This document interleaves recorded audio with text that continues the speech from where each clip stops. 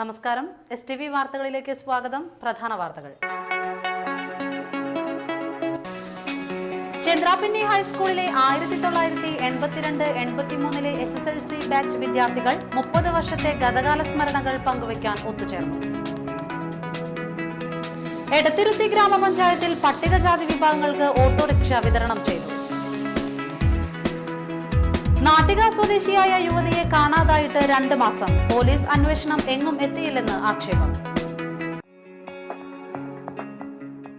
വാർത്തകൾ വിശദമായി. കുറുമ്പും കുസൃതിയും നിറഞ്ഞ കുട്ടിക്കാലത്തിന്റെ മധുര സ്മരണകൾ പങ്കുവയ്ക്കുവാൻ വീണ്ടും അവർ ഒത്തുചേർന്നു. ചന്ദ്രാപിന്നി ഹയർ സെക്കൻഡറി സ്കൂളിലെ 1982-83 SSLC ബാച്ച് വിദ്യാർത്ഥികളാണ് 30 വർഷത്തെ ഗതകാല ഓർമ്മകൾ പകരാൻ കൂടിച്ചേർന്നത്. കുടുംബത്തോടും കുട്ടികളോടുമൊപ്പം എത്തിച്ചേർന്ന സഹപാഠികൾ ജീവിതത്തിന്റെ നാനാമേഖലകളിലെ ഓർമ്മകൾ മറ്റുള്ളവർക്ക് കൈമാറി. അറിവ് പകർന്ന് കൂടെ നിന്ന തങ്ങളുടെ ഗുരുക്കന്മാരെ ആദരിക്കാനും അവർ മറന്നില്ല.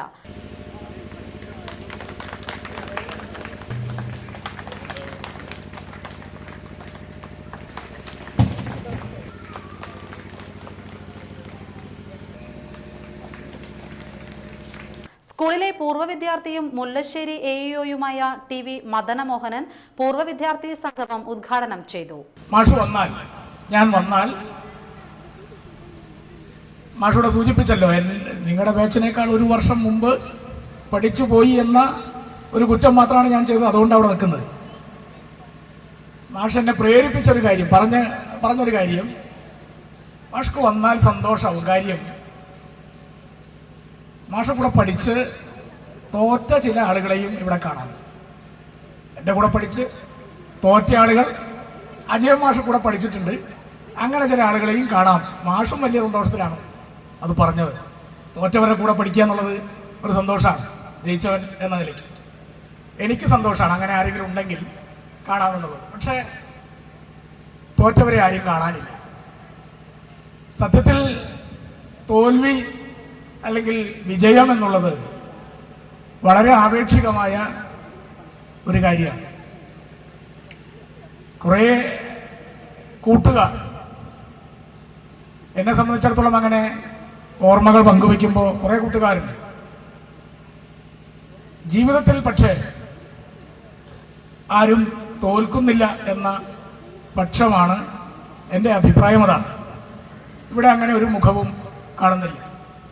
ഒരുപക്ഷെ വ്യത്യസ്തമായ വഴികൾ സ്വീകരിച്ചിട്ടുണ്ടാകാം. മാത്രമല്ല, വളരെ ഗൗരവതരമായി ഞാൻ ആലോചിക്കുന്ന ഒരു കാര്യം, ഇപ്പോൾ നേരത്തെ മാഷ് പറഞ്ഞതുപോലെ വിദ്യാഭ്യാസ വകുപ്പിലെ ഒരു ചെറിയ ഉദ്യോഗസ്ഥനാണ് ഞാൻ.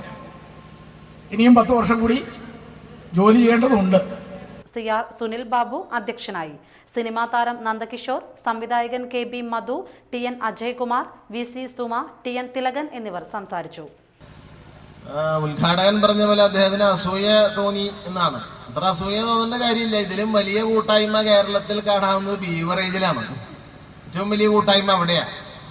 2 തരം കലാകാരന്മാരുണ്ട്. ഇത്ര ആവറേജ് കലാകാരൻ, ബീവറേജ് കലാകാരൻ. അപ്പോ മറ്റേ കലയാണ് കേരളത്തിൽ കൂടുതൽ. അതുകൊണ്ട് ഇപ്പോഴത്തെ കുട്ടികള് വിദ്യാലയത്തിന്റെ 100 മീറ്റർ ദൂരെ ബാറ് വേണോ, 8 മണിക്ക് ബാറ് തുറക്കണോ, 7 മണിക്ക് ബാറ് തുറക്കണോ, അങ്ങനെയുള്ള ചർച്ചയാണ് വിദ്യാഭ്യാസത്തെ കുറിച്ച് നടക്കണേന്ന് എനിക്ക് തോന്നുന്നു. എന്റെ കണ്ണ് കുറച്ച് അപകടം പിടിച്ച കണ്ണായതുകൊണ്ടാവും എനിക്കങ്ങനെ തോന്നുന്നു. നമ്മൾ ഈ നല്ല കാര്യങ്ങളല്ല, ചീത്ത കാര്യങ്ങളെ കാണാറുള്ളൂ. അതാണ് വിദൂഷകൻ എന്ന് പറഞ്ഞാൽ വിശേഷപ്പെട്ട രീതിയിൽ ദോഷം പറയുന്നവനാണ്. ഗുണം പറയാൻ ആവശ്യമില്ല. ഒരാളുടെ മുമ്പിലിരുത്തി ഗുണം പറഞ്ഞിട്ട് കാര്യമില്ല. ദോഷമാണ് അത്ര പറയേണ്ടത്. അത് വിശേഷപ്പെട്ട രീതിയിൽ പറയുക, അതാണ് വിദൂഷകൻ.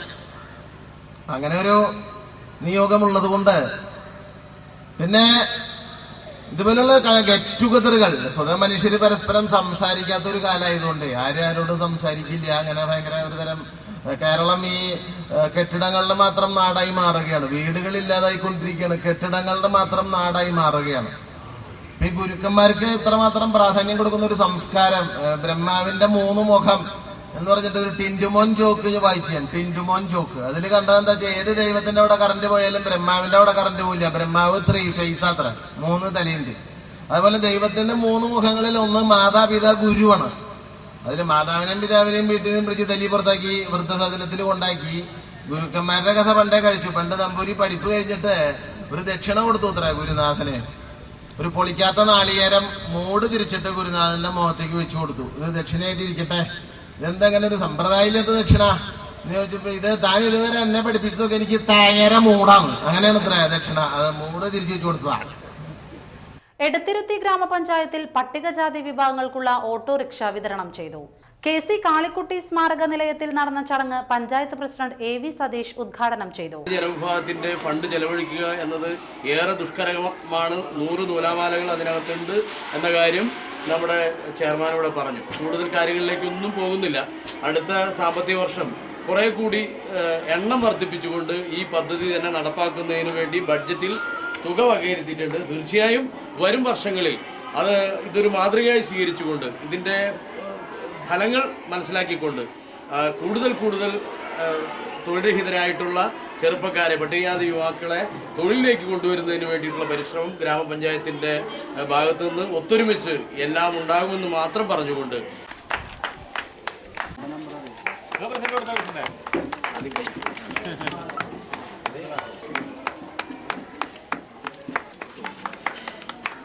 വികസനകാര്യ standing committee chairman KR Hari അധ്യക്ഷനായി. ക്ഷേമകാര്യ standing committee chairperson Rathnachandran, PS Shafi, KM Madhusoodanan, Nisha Suresh എന്നിവർ സംസാരിച്ചു. പട്ടികജാതി വിഭാഗത്തിൽപ്പെട്ട 10 പേർക്കാണ് ഓട്ടോറിക്ഷ വിതരണം ചെയ്തത്. Perinjanam Ayyappa memorial LPU school 85ാം വാർഷികാഘോഷം പെരിഞ്ഞനം പഞ്ചായത്ത് പ്രസിഡന്റ് വൃന്ദ പ്രേംദാസ് ഉദ്ഘാടനം ചെയ്തു. നമ്മുടെ പഞ്ചായത്തിൽ 9 വിദ്യാലയങ്ങളാണുള്ളത്. അതിൽ 2-3 വിദ്യാലയങ്ങൾ എന്ന് പറഞ്ഞാൽ കുട്ടികളുടെ എണ്ണത്തിൽ വളരെ കുറവാണ്. ഇപ്പം അതൊക്കെ വെച്ച് നോക്കുമ്പോൾ നമ്മുടെ ഈ സ്കൂളിൽ കുട്ടികൾ ഉണ്ട്. ഇപ്പം നമുക്കറിയാം, നമ്മുടെ കേന്ദ്ര ഗവൺമെൻറ് നടപ്പിലാക്കുന്ന വിദ്യാഭ്യാസ അവകാശ നിയമത്തിനെ കുറിച്ചൊക്കെ PTA അല്ലെങ്കിൽ നമ്മുടെ രക്ഷിതാക്കൾക്ക്, അധ്യാപകർക്കൊക്കെ വളരെ വിശദമായ ക്ലാസ്സുകളൊക്കെ ഇതിനു മുമ്പ് കിട്ടിയിട്ടുണ്ടാവും. BRC തലത്തിലായാലും അതുപോലെ തന്നെ മറ്റു തലങ്ങളിലായാലും ഒക്കെ തന്നെ.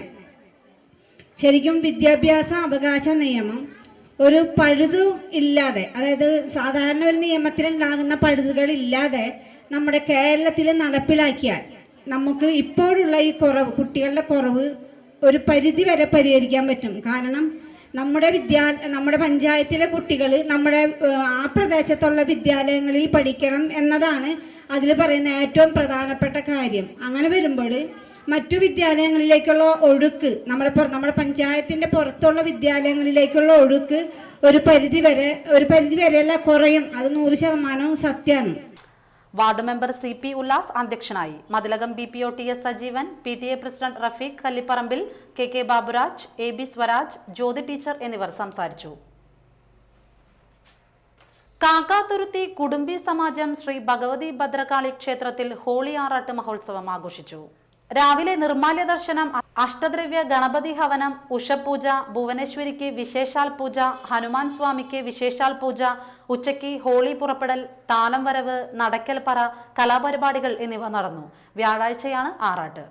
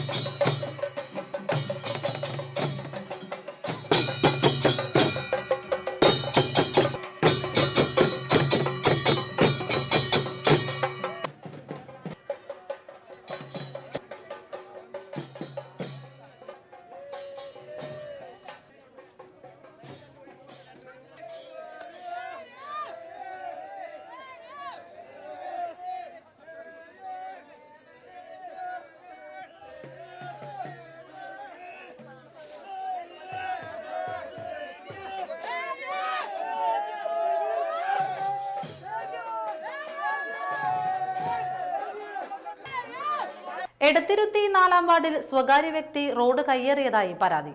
നാലാം വാർഡിലെ ഗാന്ധി റോഡിലാണ് സ്വകാര്യ വ്യക്തി റോഡ് കയ്യേറി വേലി കെട്ടിയത്. ഇതേക്കുറിച്ച് അന്വേഷിക്കാൻ ചെന്ന പരിസരവാസികളെ കള്ളക്കേസിൽ കുടുക്കിയെന്നും ആരോപണം. ഇതേ തുടർന്ന് പരിസരവാസികൾ ആക്ഷൻ കമ്മിറ്റി രൂപീകരിച്ചു. നാട്ടുകാർ മതിലകം പോലീസിലും പഞ്ചായത്ത് ഓഫീസിലും പരാതി നൽകിയിട്ടുണ്ട്.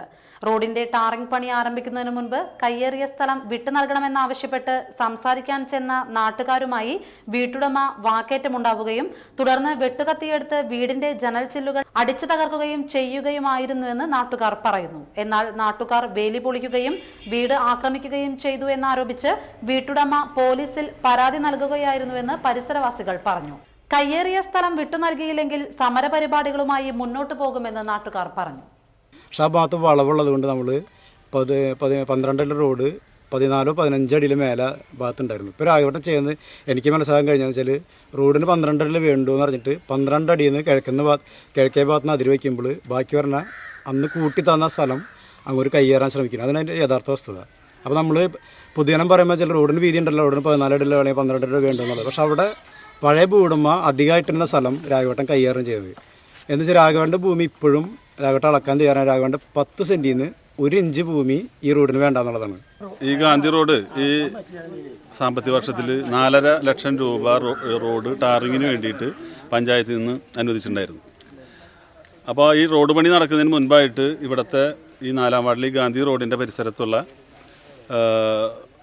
ഇതിൻ്റെ ഗുണഭോക്താക്കൾ മീറ്റിംഗ് കൂടിയിട്ട് ഈ റോട്ടിൽ പലയിടത്തും കയ്യേറ്റമുള്ള സ്ഥലങ്ങൾ വിട്ട് കിട്ടണമെന്ന് പറഞ്ഞിട്ട് പഞ്ചായത്തിന് പരാതി തരികയും, അപ്പോൾ അതിൻ്റെ അടിസ്ഥാനത്തിൽ പഞ്ചായത്ത് പ്രസിഡന്റ് ഇവിടുത്തെ മെമ്പർ എന്നുള്ള രീതിയിൽ എന്നെ വിളിച്ച് വിവരം പറഞ്ഞ് അതിൻ്റെ അടിസ്ഥാനത്തിൽ ഞാൻ ഈ കൊണ്ടർപ്പശ്ശേരി രാഘവൻ എന്ന് പറഞ്ഞ അദ്ദേഹത്തിൻ്റെ വീട്ടിൽ പോയി അവരായിട്ട് സംസാരിച്ചപ്പോൾ അവർ കയ്യേറ്റം ചെയ്തിട്ടില്ല എന്നും അവർ ഭൂമി ഇതിലേക്ക് വിട്ടുകൊടുത്തിട്ടുണ്ടെന്നുള്ള രീതിയിൽ സംസാരിച്ചു.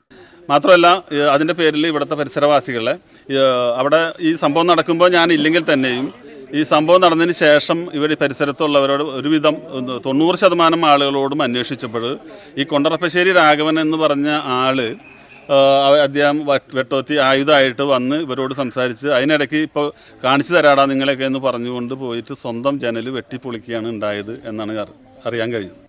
ഇനിയൊരു ഇടവേള.